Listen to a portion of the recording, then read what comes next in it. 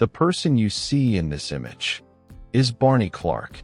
In 1982, he became the first human ever to receive an artificial heart. It was an experimental and risky endeavor fraught with complications. He went on to live 112 days, or about 4 months after the transplant, but he needed the best doctors of the nation, intensely close monitoring, and his heart was powered by a machine the size of a small refrigerator. Now, fast forward to 2025. In Australia, and a patient walks out of hospital with no human heart in their chest. It's a moment in medical history.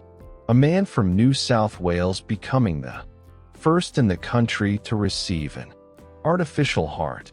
The Australian invented device was used as a bridge to human transplant, but it has the potential to be permanent, saving many lives. It was a total artificial heart, with no need for an external pump or a backpack like the one seen here. The 2025 artificial heart is a true example of the extent humans go to in the pursuit of innovation. In this episode, we'll take a look at the case, the team behind it, and finally what it means for humans around the world in similar situations. It's November 2024 in Sydney, Australia. Over at St. Vincent Hospital, a very ill man is wheeled into the operating theater as his heart was failing him. The patient was extremely unwell and wasn't expected to survive long. Even though the patient was only in his 40s, he struggled to even walk to the toilet. His case was pretty dire. 25% of patients waiting for a heart transplant sadly pass away while waiting. Heart transplant surgeon Paul Yance is assigned to the task of helping change this man's fate. What he's about to do is special. The operation lasted 6 hours in drive. Paul, who usually has nerves of steel, was nervous this time. He would later state that the operation gave him goosebumps. Why?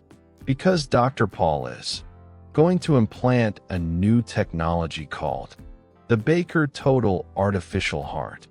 The device was switched on by its inventor, Daniel Timms, and when it began pumping blood, it was a remarkable moment. The patient recovered very well and was discharged from the hospital. Dr. Paul states that these devices technically can't fail or be rejected by the human body. As he describes it, this is the holy grail of artificial hearts. The Sydney patient lived with the artificial heart for over 100 days before finding a donor heart. Overall, the surgery has been hailed a massive success. Our story of the new artificial heart starts with Daniel Timms. He came from Queensland, Australia. Daniel's father was a plumber, and as a child, he was used to tinkering around with mechanical pumps and valves, a skill set that would prove invaluable later in life. In Australia, we have a hardware store called Bunnings.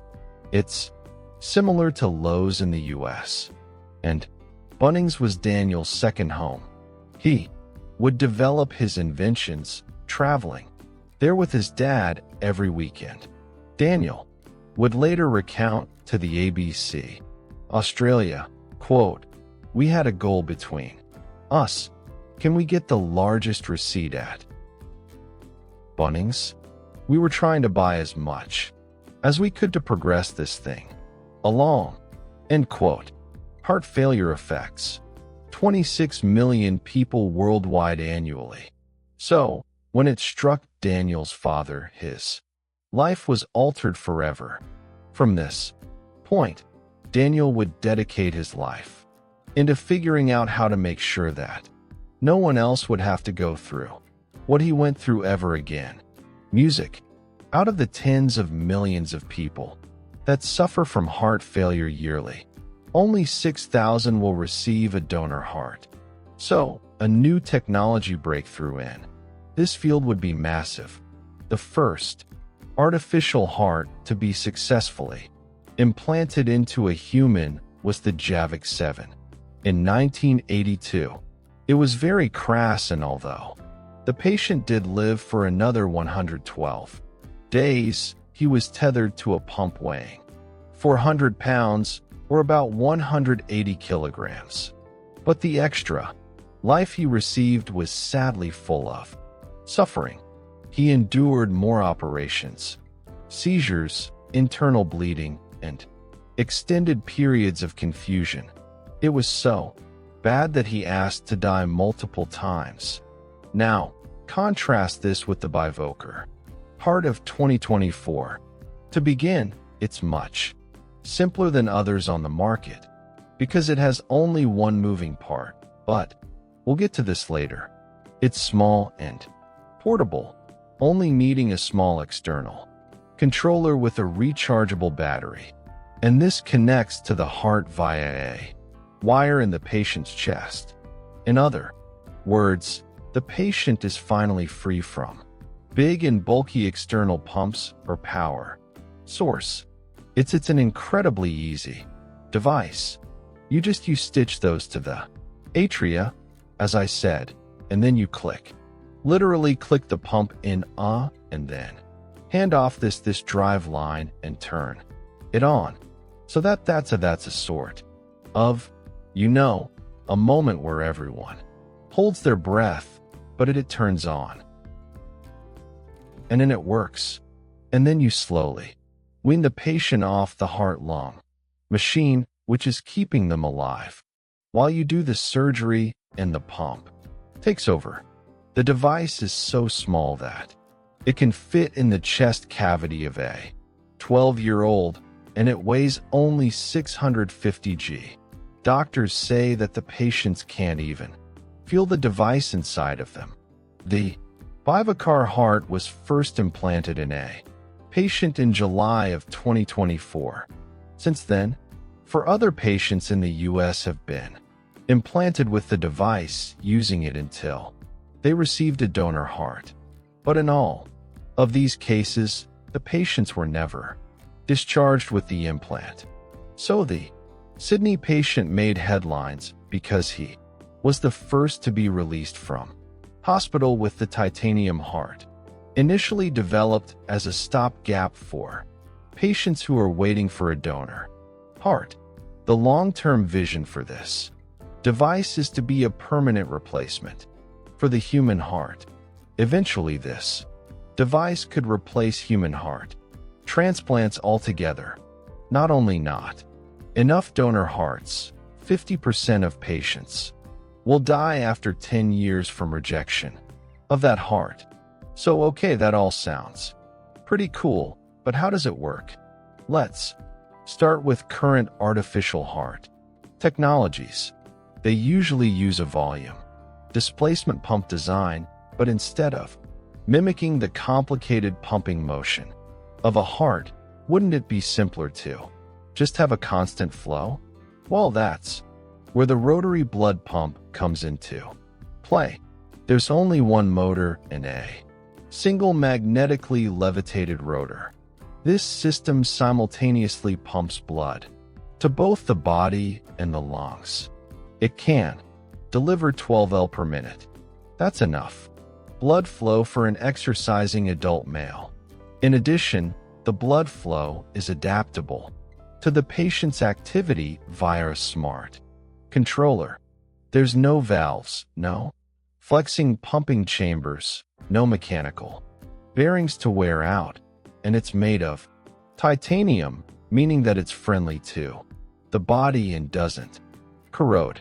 Interestingly, what sets this artificial heart apart from others is the maglev technology. The magnetically levitated to avoid all wear and virtually all friction.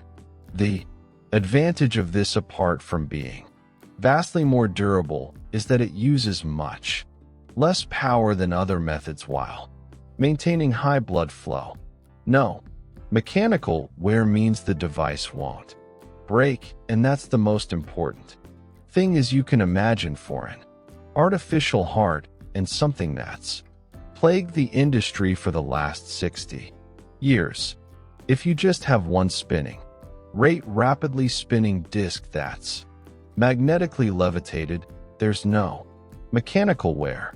There's no opportunity for the device to fail at any particular time. And so that's the big difference between this technology and others that have come before. Now that is what I call engineering. The immediate future of this device is to be implanted in 4 more patients through 2025.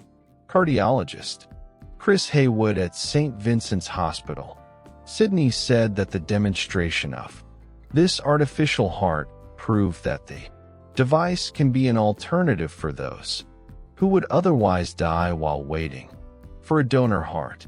He tells the Guardian, quote, "Within the next decade, we will see the artificial heart becoming the alternative for patients who are unable to wait for a donor heart, or when a donor heart simply isn't available." End quote. Dr. Timms, inventor of the device, is pretty bullish on the technology. "Obviously, we just need to make more devices. That's the only limitation now. We're ramping up manufacturing, so they are sitting on the shelf ready and waiting." End quote. He thinks that in a matter of 3 years, the artificial heart will be implanted in many more people, and again with the eventual goal of completely replacing the human heart. Of course, it's still an early technology, so the costs are naturally going to be high. Currently, the artificial heart is selling for $200,000 Australian. So, I don't need to tell you how amazing this is. A portable, simple design for a heart transplant that works so well that the patients don't even feel it within their body. While this is simply astonishing, we have to temper expectations. Professor David Collicorn from the University of Queensland gives his independent comments to The Guardian. He called it a, quote, "great technological step forward for artificial hearts, bridging hearts before transplant." But there were words of caution. He postulates that the artificial donor heart to last around 3,000 days, or about 10 years, but 100 days for this new titanium heart is a far distance from those numbers. In his words, "We have a long way to go until the artificial heart matches up with the resilience of a regular heart transplant." To lightly counter that, nobody actually knows how much longer the patient would have survived if he had to continue waiting to receive a donor heart. Who knows, it could have been another 1,000 days. But regardless, if this is where we are now, imagine how the technology would be in another 10 years. Perhaps heart failure could largely be a thing of the past, at least to begin with, for those who can afford it. But with all technologies, once perfected, the task then becomes reducing the price. So that's where we are with the state-of-the-art in heart transplant technology. Super interesting stuff.